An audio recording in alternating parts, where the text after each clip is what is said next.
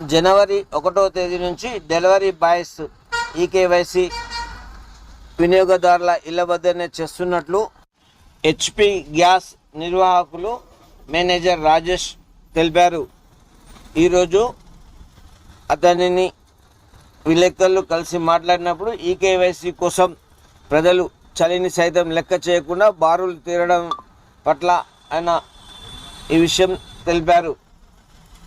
రాష్ట్ర ప్రభుత్వాన్ని కేంద్ర ప్రభుత్వం కానీ ఈకేవైసీకి కాలపరిమితి విధించలేదన్న ప్రజలు అసత్య ప్రచారాలు నమ్మి ఈకేవైసీ కోసం ఉదయాన్నే హెచ్పి గ్యాస్ ఏజెన్సీ ముందు నిలబడుతున్నట్లు ఆయన తెలిపారు.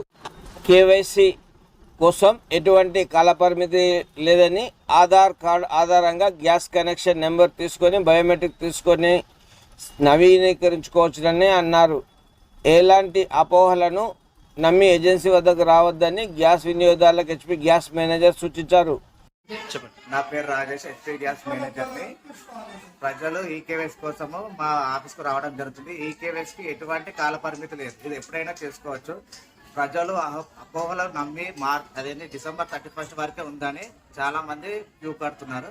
దయచేసి కష్టపడి అందరూ తెలియజేయమనగా ఈకేవైసీకి ఎటువంటి కాలపరిమితి లేదు. మీకు తోచినప్పుడు రండి. మా డెలివరీ బాయ్స్ కూడా ఫస్ట్ నుంచి ఊర్లలోకి వచ్చి ఈకేవైసీ చేయడం జరుగుతుంది. కావున కస్టమర్లు గమనించి ఈ సదుపాయాన్ని తీసుకోవాల్సిందిగా కోరుతున్నాను.